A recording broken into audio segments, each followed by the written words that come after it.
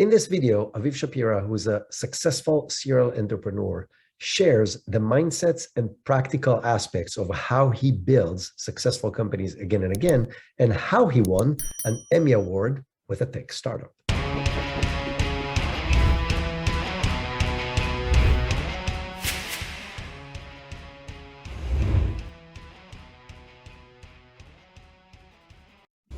I met a very good with a very good friend of mine. We decided to open a startup together. We sat down in a pub, we saw a football game, we were a bit drunk, and we said it would be probably the most amazing thing to watch the game from the eyes of the goalie itself.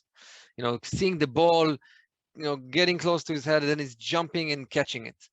And for me, as a personal, you know, belief, and one of the things that drives me most is if you believe in something, if you dream of something, you get it. You know, even my WhatsApp one-liner is dream it, get it. And I dreamt about it, and I got it at the end. I think 4 years later, after that pub, you know, drinking beer with one of my friends, who became the co-founder of Replay with me, we actually broadcasted the game from the eyes of Tom Brady in the middle of the Super Bowl, and we got an Emmy Award for it. So that's like the biggest tick in the box ever. You know, you get your dream, you win an Emmy Award, and 3 months later, we even sold the company to Intel. So I guess if I do believe in something, is you know, you need to really believe and dream about things, and just get them. It doesn't even matter if it's businesses or building a tree house or whatever. Just dream it and get it.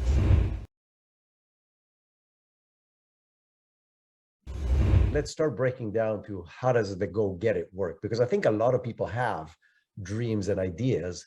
Anybody can have ideas or dream about stuff. The question is, how do you take that idea and turn it into a successful business? And we got to talk about the secret sauce of the ingredients that you look for. I want to say it's not necessarily dream big, it's dream consistently. So let's say I have a dream of renovating my basement, right? So it's not a big dream, right? It's something I need to do. But if I dream about it and hope for it to happen and just, you know, slack around, it's not going to happen. I have to make sure I constantly dream about it, and constantly, you know, I make it happen. I make a plan, I make a checklist. Next to each one of the items in the checklist, I write the date. If I'm late to that date, you know, it's marked as red. So it's all about planning and execution. I think in order to build a business, you need to be a very good executioner. You know, these are the key factors, you know. And to your question, how do you know how to build a business? I guess it's everything. Every business is different, and every dream is different. You know, building my first company was actually in London, a company called Flat Club, which was a competitor of Airbnb, which sounds a bit crazy when I say today, but back at the time, you know, 2009, Airbnb was still small, and we had a vision how to make it better, how to rent your flat to people who are strangers. And we had this thesis: if you know someone on Facebook and you know and they have friends, you know, you can rent your flats to their friends. Anyway, I'm saying this because I had no idea of how to build a website or a business that competes with Airbnb, but I just took, you know, the right advisors. I consulted with people, and at the end of the day, I made decisions without stalling and without slacking around. And I can tell you something that I learned from Mark Zuckerberg. One thing that he tells his managers, he tells them, go fast and break things. So, you know, I have so many scars and so many things I broke and did wrong, you know, in my career, but at least I tried.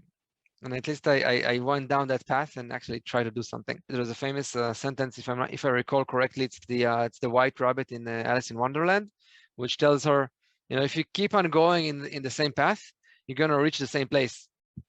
So if you want to reach a different place, you have to take a different path. So, you know, for anyone listening now, if you want to do something and you're not able to do it, just try to take a different route. Try to do it differently. Maybe you'll succeed, maybe you won't, but at least you tried. And if you haven't succeeded, you can try again. Let's talk about the ingredients in your eyes of a successful business and a successful business mindset that leads, it doesn't lead, right? There's no 100% guarantee, but that increases your chances of building a successful business. So I would say that the number one, definitely the number one thing that I would do in order to build a business or a successful business is find the right partners. So I had 4 startups, 4 companies that I built.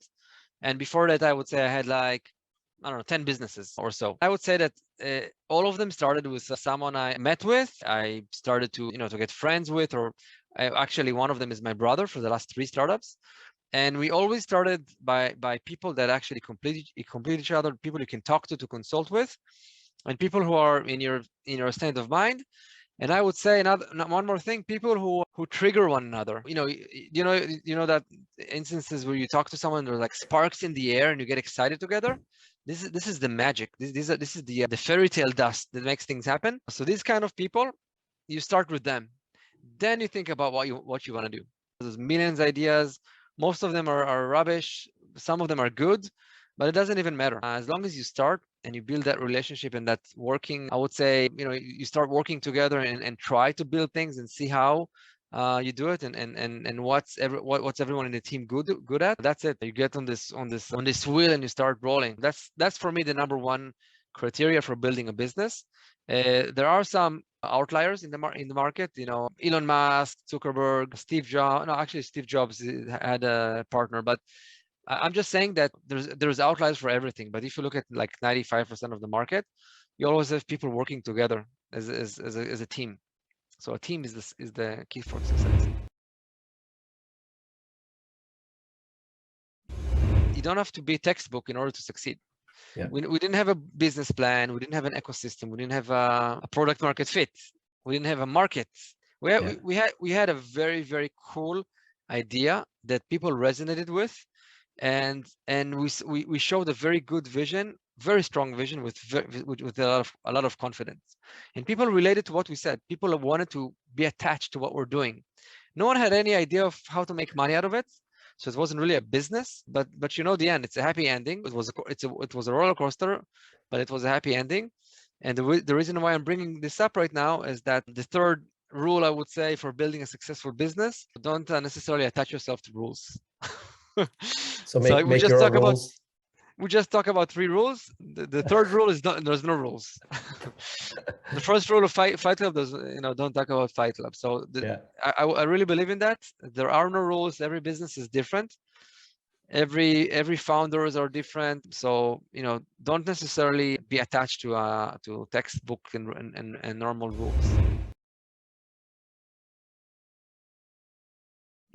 It's a good question. I would say that one of the most important things is making them making you and them a real team and real partners. What I like to do sometimes is put myself in one of my employees' head, wake up in the morning, think about the things I need to do today, and see if I have the right ambition, if I have the right motivation to do what I'm doing. If I feel like I'm part of the team, if I'm succeeding, the company will succeed.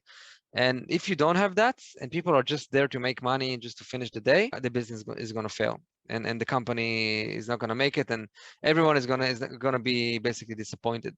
So I would say the first thing is making that commitment, that motivation with everyone in your team. Everyone. I'm talking about even the smallest and the most the most junior employee on the team in the most non-critical function. So that's the first thing.